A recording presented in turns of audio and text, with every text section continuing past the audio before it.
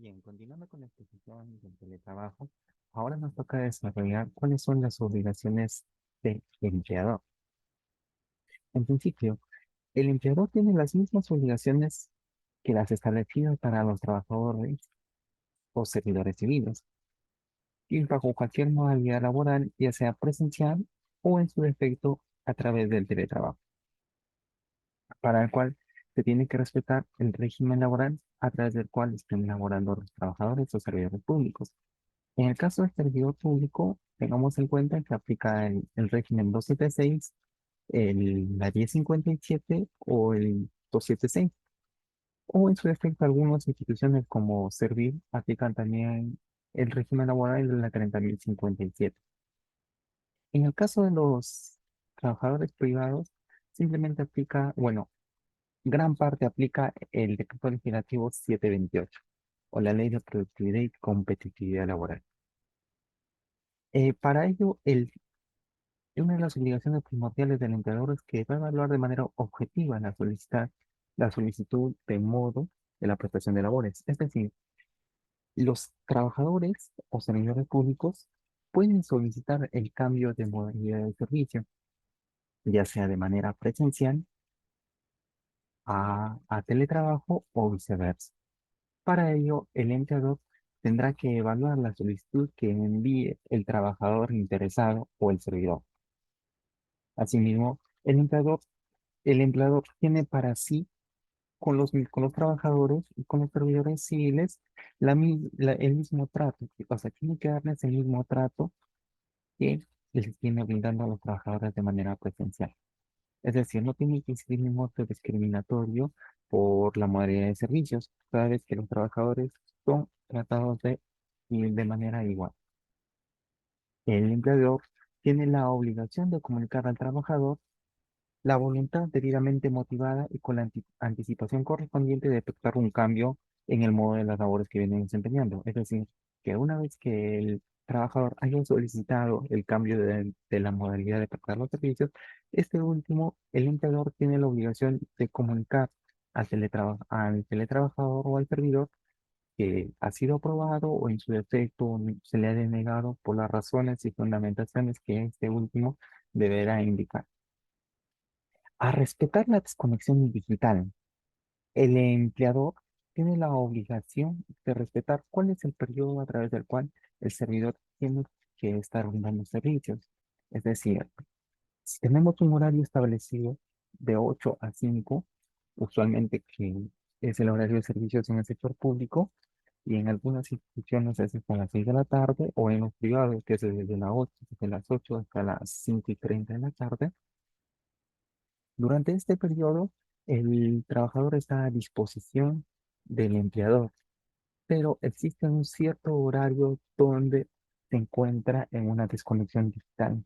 Por ejemplo, en el horario de refrigerio, que usualmente es al mediodía o a la 1 de la tarde, el empleador tiene que respetar ese periodo a través del cual el teletrabajador se está desconectando.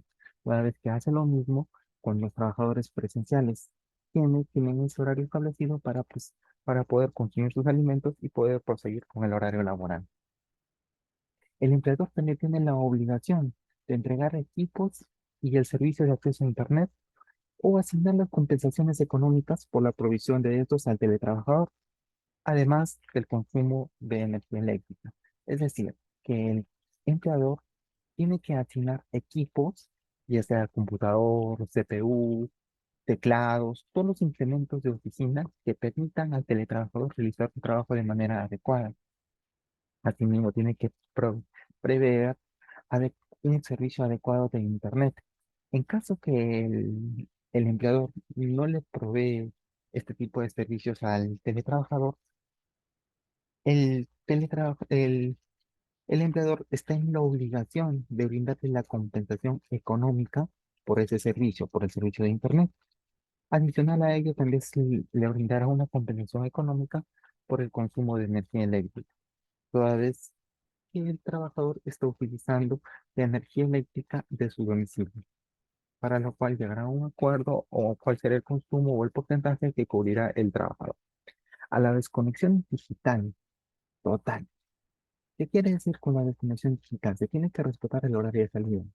Si ya existe un horario establecido, por ejemplo, que es a las 4 o 5 de la tarde, de ahí en adelante hasta el día siguiente, que sería las 8 de la mañana, el empleador tiene que respetar ese periodo en el cual el teletrabajador se encuentra desconectado del servicio que esté brindando. Es decir, no puede llamarle a cualquier horario a las 10 de la noche, 8 de la noche o 9 de la noche. No puede solicitar la información o en su efecto no puede enviarle ningún correo que tenga la obligación de atender el teletrabajador. Sabes que se tiene que respetar ese periodo a través del cual no está dentro de sus labores. Asimismo, tienen la obligación de notificar al teletrabajador sobre los mecanismos de comunicación laboral y las medidas y condiciones y recomendaciones de seguridad y salud en el trabajo que deben observarse durante su jornada laboral.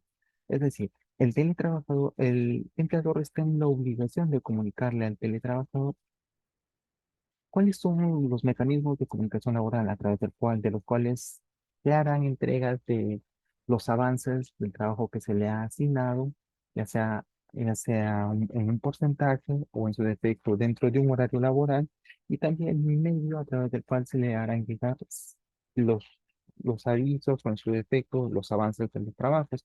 Por ejemplo, puede ser a través de correos electrónicos, puede ser a través de mensajes, en la actualidad que se está utilizando también el WhatsApp web, puede ser a través del WhatsApp web que se le va a enviar los mensajes, se le puede juntar en un documento PDF, puede ser a través de unas PPTs o en su defecto simplemente puede ser a través de informes elaborados por el teletrabajador.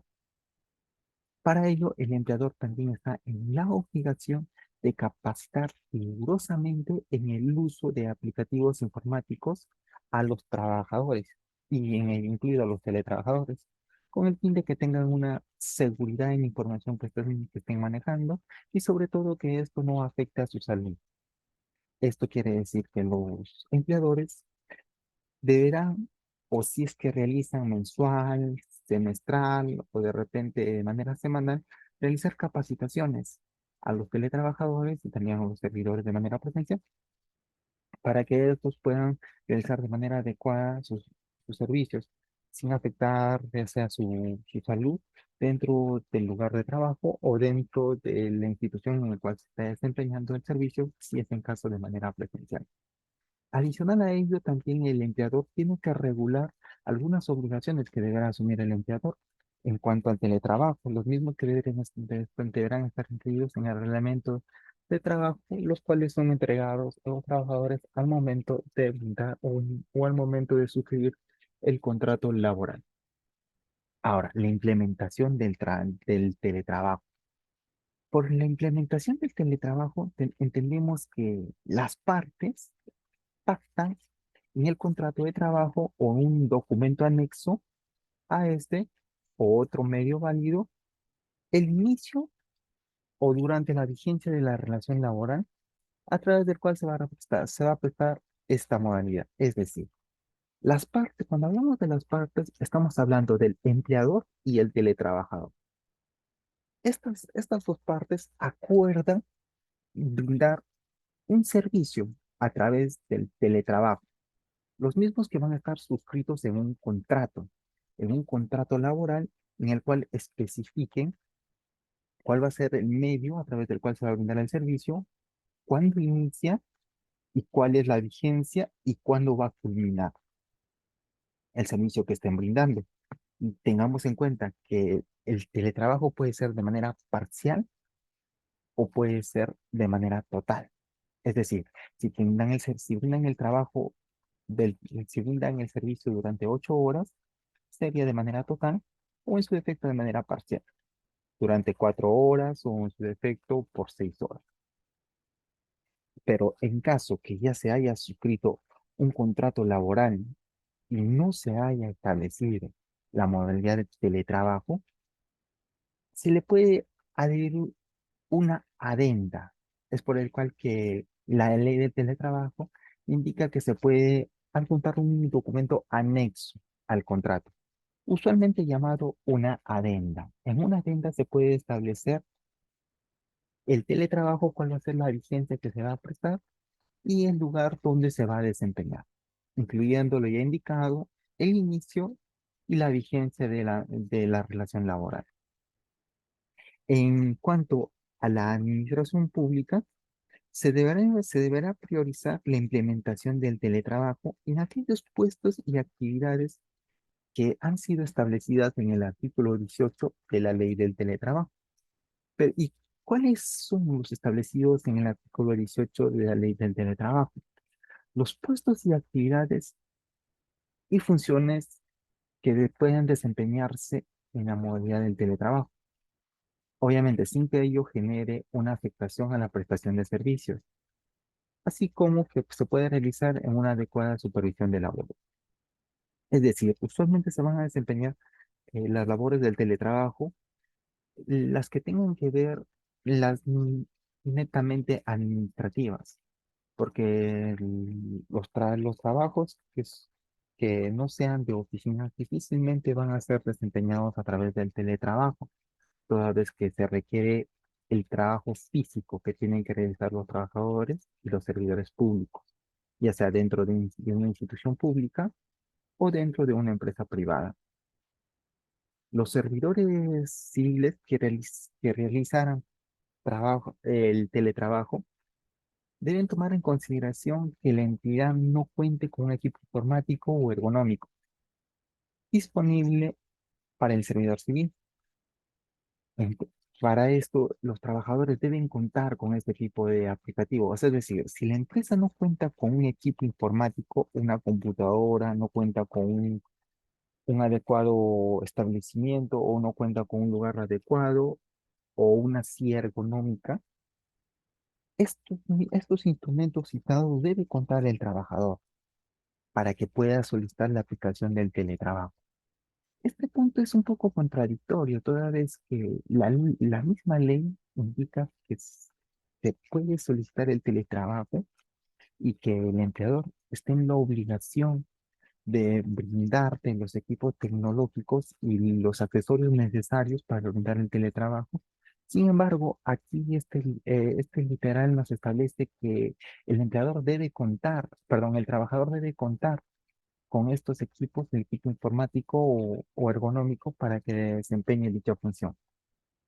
Es decir, que si los trabajadores quieren que se les aplique el teletrabajo, tienen que necesariamente contar con un equipo disponible a través del cual van a desempeñar el servicio, ya que sería a petición del interesado, que es el teletrabajador o el servidor que desea que se le aplique el servicio a través de la normativa citada. El teletrabajador o servidor civil puede solicitar el cambio de modalidad de la prestación de sus labores, es decir, si está brindando una labor presencial, puede solicitar que se le varíe la modalidad a un teletrabajo o viceversa. Para ello, el empleador puede denegar o puede aprobar la solicitud en la facultad de directriz que tiene el estar encabezando en la institución. Para ello, debe sustentar las razones de dicha denegatoria. Esta solicitud es respondida en el plazo de 10 días hábiles. Transcurrido este periodo sin que exista una respuesta, ya sea aprobatoria o denegatoria, el trabajador o servidor civil entiende que ha sido aprobada.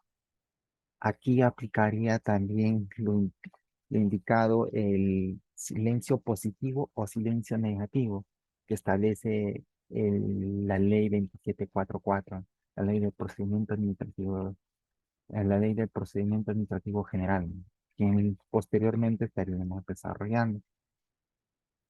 El empleador, excepcionalmente en uso de su facultad directriz y por razones debidamente sustentadas, puede variar la modalidad de prestación de labores de manera presencial a teletrabajo o viceversa, garantizando que el teletrabajador o trabajador o servidor civil contará con las capacitaciones adecuadas, perdón, contará con la capacitación adecuada, las condiciones de trabajo y las facilidades necesarias para la prestación de las labores.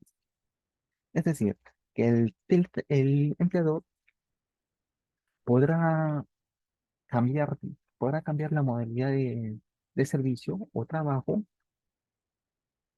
sustentando las razones por el cual está variando dicha modalidad. Para ello debe garantizar que el teletrabajador cuente con una capacitación, indicándole cuáles son las condiciones y facilitándole lo necesario para que pueda prestar una adecuada prestación de sus servicios. En el caso que el empleador decida cambiar la modalidad de prestación de labores de presencial a teletrabajo o viceversa, esto debe realizarlo por escrito o, o a través de un medio electrónico al teletrabajador o servidor civil con una anticipación mínima de 10 días hábiles. Es decir, si existe un trabajador que está trabajando de manera presencial y desea que se le varíe esta modalidad, no, no es que desee, sino que el empleador va a cambiar esa modalidad, tiene que comunicarle al empleador por un lapso de 10 días con anticipación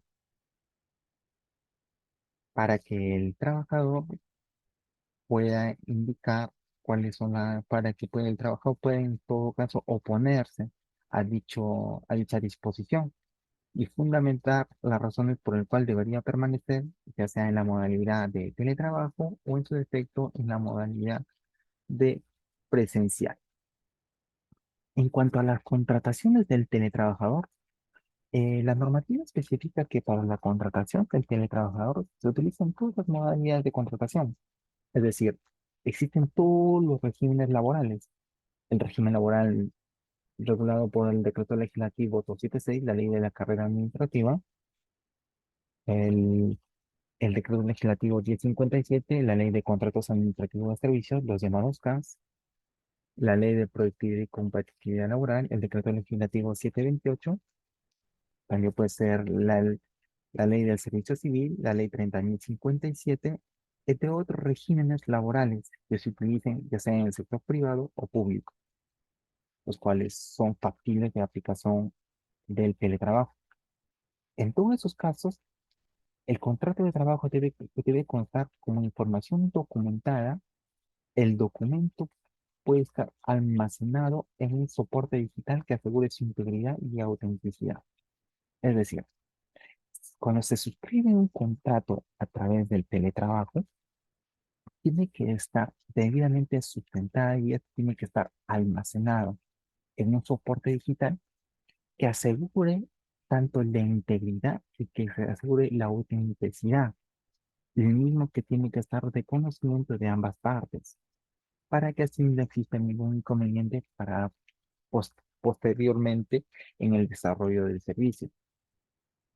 Para los cambios de modalidad de, de trabajo convencional, es decir, de manera presencial al teletrabajo o de manera viceversa, se requiere un acuerdo entre las partes, sin perjuicio de ello de los supuestos de variación unilateral previstos en el artículo 9, el cual se indicó anteriormente. El empleador, por necesidad de servicio, puede solicitar la variación, el cual comunicará con una anticipación de 10 días al trabajador para que éste no se sienta vulnerado en el derecho que le conlleva a cuestionar las razones o fundamentaciones que tuviera el empleador que le conlleve a decidir variar la modalidad de trabajo, ya sea presencial a teletrabajo o viceversa. ¿Y cuál es el lugar donde se desarrollará el teletrabajo? El teletrabajo El teletrabajo se desarrollará por disposición del teletrabajador de manera libre donde desea realizar el trabajo o donde usualmente o habitualmente realiza el servicio. Estos deberán ser comunicados al empleador antes del inicio de la prestación de labores para que no exista ningún inconveniente. Y cuando exista un cambio de lugar del teletrabajo que usualmente se venía desempeñando en un lugar en específico, el teletrabajador debe informar al empleador con una anticipación de 5 días hábiles. salvo causa debidamente justificada. Es decir, si por X motivo el teletrabajador tiene alguna urgencia en viajar a algún lugar determinado y no exista de repente una conectividad que permita comunicar al empleador, estos 5 días hábiles no será, no serán considerados, tomados en consideración, toda vez que existirá una causa debidamente justificada el por qué no se comunicó en su debida oportunidad por la conectividad que no tenía en ese entonces. En, en otros casos, el empleador de manera unilateral aplica el mecanismo de autoevaluación alternativo dispuesto en el artículo 23 de la presente ley, los cuales son la identificación y evaluación del riesgo del nuevo lugar de trabajo. Además, brindan las facilidades necesarias para la prestación de las labores en el nuevo lugar habitual de trabajo. Es decir, el trabajador no ha comunicado en el periodo de 5 días hábiles el nuevo lugar de trabajo, pero este nuevo lugar de trabajo será evaluado por el empleador para que el trabajador tenga las facilidades necesarias y pueda brindar un servicio a la entidad o a la institución en la cual esté brindando sus servicios. ¿Y cuál debe ser el contenido mínimo del contrato o acuerdo del cambio de modalidad de trabajo? Se tiene que tener en cuenta que se debe especificar la modalidad del teletrabajo, se aplicará de manera total o parcial. Como ya se indicó anteriormente, si trabajas durante 8 horas, se tiene que especificar cuánto tiempo se va a desempeñar de manera en el teletrabajo, ya sea 4 horas, o 5 horas, o 3 días a la semana, 2 días a la semana, o en su defecto va a ser de manera total. Los 6 días o 5 días a la semana que se presta el servicio va a ser bajo la modalidad del teletrabajo. Para ello se debe especificar el tiempo de ejecución y también en el caso de que sea de manera parcial, la forma presencial en el cual acudirá el servidor a la entidad o institución donde esté brindando el servicio. Eh, También se tiene que tener en cuenta que el teletrabajo debe tener un periodo, ya sea de manera temporal o de manera permanente.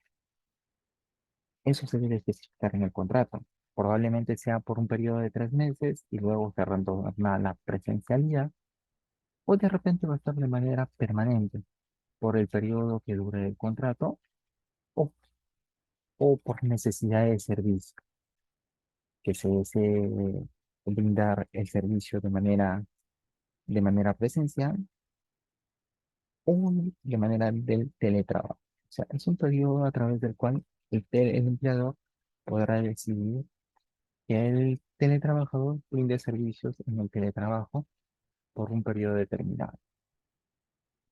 El plazo mínimo de preaviso para que el teletrabajador asista personalmente a su centro de labores en los casos que requiera su presencia física o para la asignación de comisiones de servicios. No se debe exigir un plazo cuando por causas imprevisibles o por fuerza mayor fuese posible cumplir con tal anticipación. No fuese posible cumplir con tal anticipación. Es decir, el teletrabajador puede asistir de manera personal a su centro de labores. Para casos que requiera probablemente una asignación de funciones o de repente obtener una asignación de alguna comisión para que pueda desempeñar el servicio en su domicilio o en el lugar donde esté desempeñando el teletrabajo. Es decir, por ejemplo, si está brindando un servicio en un call center y se le ha brindado o se le ha asignado las funciones a un trabajador de realizar 20 llamadas a los clientes de la institución donde está prestando servicio. Y si el teletrabajador ha culminado con todo su, sus comunicaciones que tenía que realizar. Entonces tiene que acudir de manera presencial a la institución a solicitar una comisión adicional para que se le pueda asignar o en su defecto para entregar el reporte del servicio para el cual se le ha sido asignado. Asimismo, la forma como se distribuye la jornada laboral del teletrabajo. En los casos de no ser continua la jornada laboral diaria o de establecer una jornada menores a 8 horas, solo se puede distribuir las jornadas hasta un máximo de 6 días a la semana y debe establecerse el horario de desconexión digital diario, considerando como mínimo 12 horas continuas en un periodo de 24 horas. Es decir, en el contrato se deben establecer cuál es el periodo que se va a prestar servicio y cuánto tiempo va a tener como desconexión digital el teletrabajador. Pero tiene que ser como mínimo 12 horas, con 12 horas continuas en un periodo de 24 horas. Esta información debe estar consignada en el contrato, porque es de vital importancia que el empleador tenga en consideración que no está a su disposición el teletrabajador las 24 horas, sino que tiene una desconexión digital por un periodo máximo de 12 horas en un periodo de 24 horas. Tiene que establecer también el domicilio del teletrabajador donde se prestará el servicio. Solo es como referencia, valga decir, toda vez que puede el teletrabajador cambiar de lugar de servicio. Para ello, tiene que comunicar al empleador dónde va a ser el nuevo lugar de servicio para que el empleador brinde las facilidades del caso. En el contrato también se tienen que establecer cuáles son los mecanismos de comunicación o a través de qué mecanismos se van a comunicar, ya sea a través de un teléfono domiciliario o a través de celulares, a través de correo o en su defecto a través de videollamadas. ¿Cuál va a ser la modalidad de supervisión? ¿Y cuál es el control que utilizará el empleador respecto a las labores que viene desempeñando el teletrabajador? Esto debe estar consignado en el contrato para que no exista ningún inconveniente. ¿Cómo van a ser supervisados los trabajos?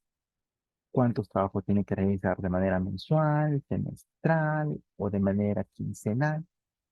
Todo esto deben estar establecidos en el contrato para que no exista ningún tipo de inconveniente para el desarrollo adecuado del servicio.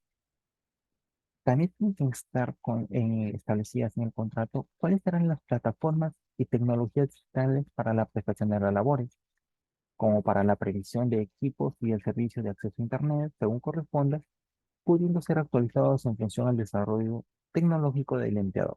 Es decir, en el contrato deben estar establecidos cuáles serán las plataformas a través de las cuales se brindarán el servicio. Usualmente, en la actualidad, se suele brindar el, se suele utilizar la plataforma Meet, sobre todo para reuniones. Y si es que se va a utilizar esa plataforma, debe estar consignado en el contrato. Adicional a ello, se podrán utilizar probablemente algunos aplicativos o unas apps adicionales, los mismos que deben estar también considerados en el contrato. Asimismo, también se tiene que tener en consideración que el empleador tiene la obligación de poder retribuir una compensación económica al teletrabajador por los costos asumidos en cuanto a los servicios de Internet, energía eléctrica, según corresponde. Y también en el contrato debe estar establecido estrictamente una declaración jurada de prohibición de utilizar el, los mecanismos que se le está brindando al servidor o trabajador por un tercero. Es decir, el trabajo tiene que ser personalísimo. No puede una tercera persona brindar el servicio para el cual se le está contratando al teletrabajador.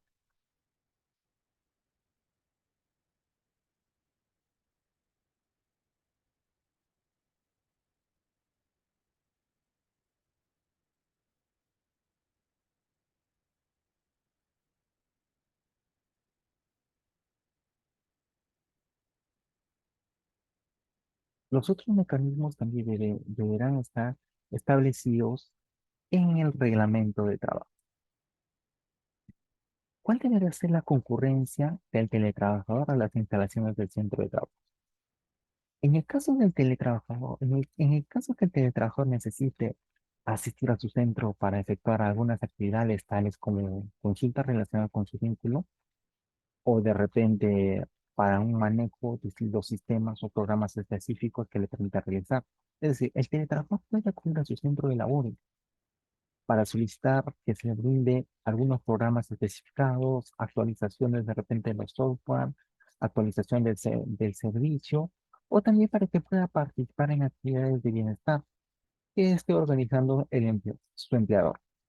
Para ello debe coordinar previamente con su jefe inmediato o con el personal de la Oficina de Recursos Humanos o quien haga sus veces, a fin de que se le brinden las facilidades de acceso a las instalaciones. Esta facultad del teletrabajador de ninguna manera significa afectar la modalidad del teletrabajo establecido. Toda vez, como se dijo en un inicio, el teletrabajador y el trabajador presencial serán tratados de manera igual por el empleador.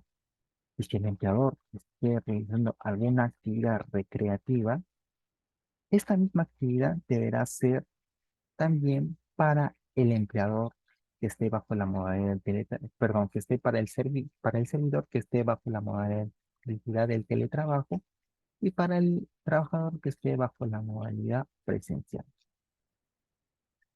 En el registro de los teletrabajadores, en todas las instituciones públicas y privadas debería existir un registro de cuántos trabajadores están bajo esa modalidad.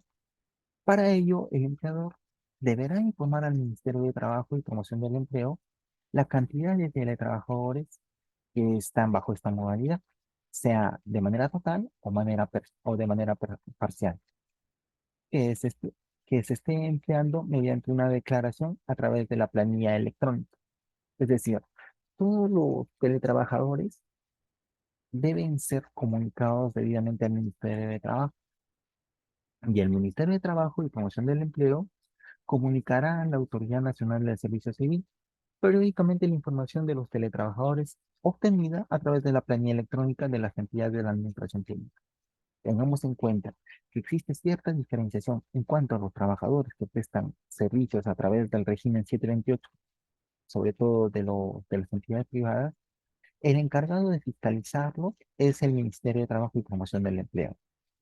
En cuanto a las instituciones públicas, quien es el ente rector es la Autoridad Nacional de Servicio Civil.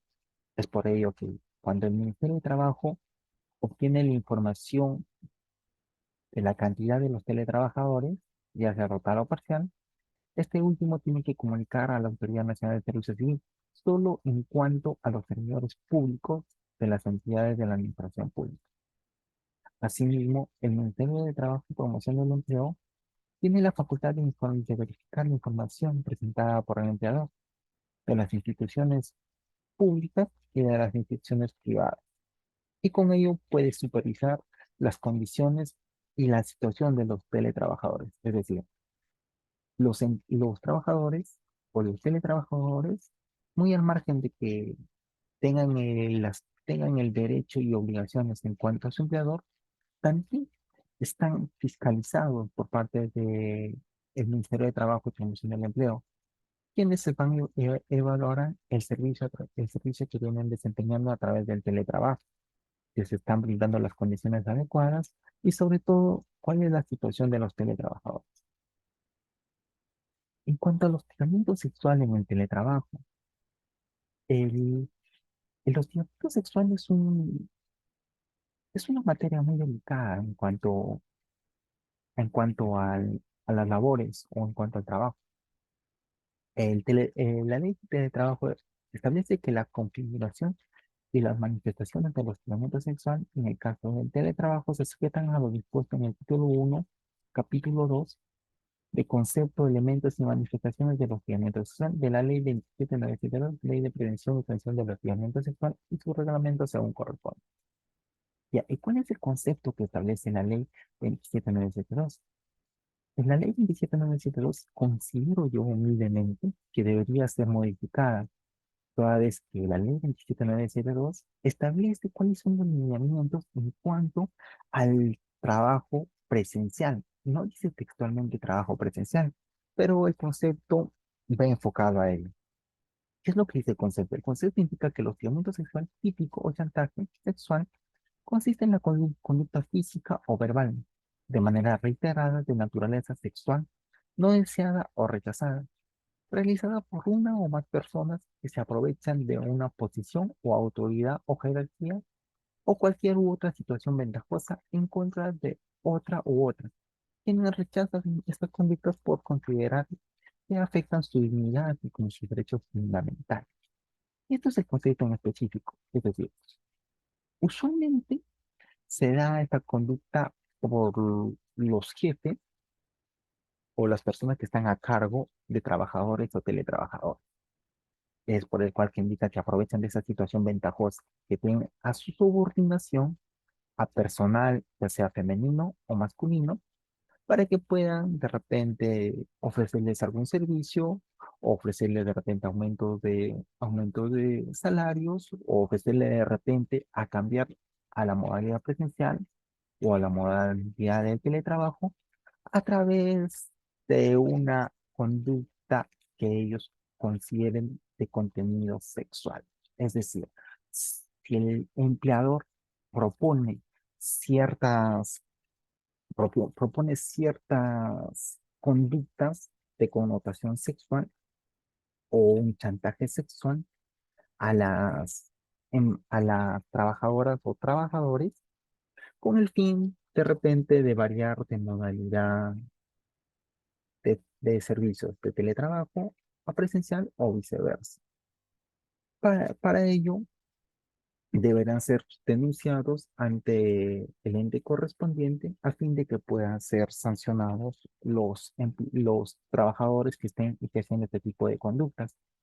En cuanto a los elementos, en cuanto a los elementos, estos elementos se manifiestan a través del sometimiento a los actos del hostigamiento sexual el cual es en condición a través de víctima accede o modifica su situación laboral, educativa, policial o militar o contractual o de otra índole. Eso es lo que establece la ley 2792. El sometimiento usualmente se da cuando una persona tiene el interés de variar algún tipo de servicio y por ello se somete al empleador, porque éste tiene la capacidad de modificar el servicio que viene desempeñando y para ello el empleador tiene ciertas conductas de connotación sexual, ya sea de manera educativa, ya sea a través de capacitaciones o de repente de manera contractual, con intenciones de que te renueve el contrato a través de un favor sexual o de repente otro tipo de conducta.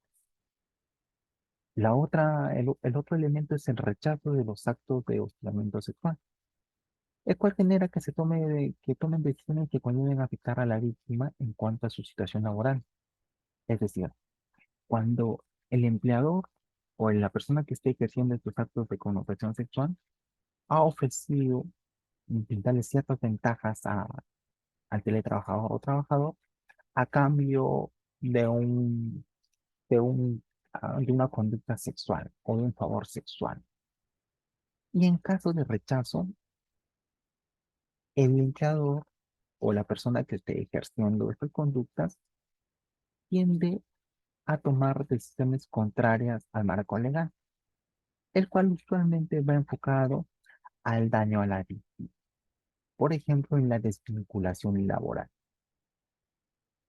Estos actos se manifiestan a través de una promesa implícita o expresa a la víctima de un trato preferente o beneficioso respecto a su situación actual. Es decir, te ofrezco un buen servicio, te ofrezco un buen trabajo, te ofrezco un buen salario, pero a cambio de un favor sexual. En caso de que no pueda o no decida o rechace la víctima, empiezan las amenazas, mediante los cuales se exija de forma implícita una conducta, empiezan las amenazas a través de despidos, o de repente a través de reducción de salarios, o de repente a través de no accesos a capacitaciones, entre otros. También se dan las amenazas mediante las cuales se exija en forma implícita o explícita una conducta no deseada por la víctima que atente o agravie su dignidad.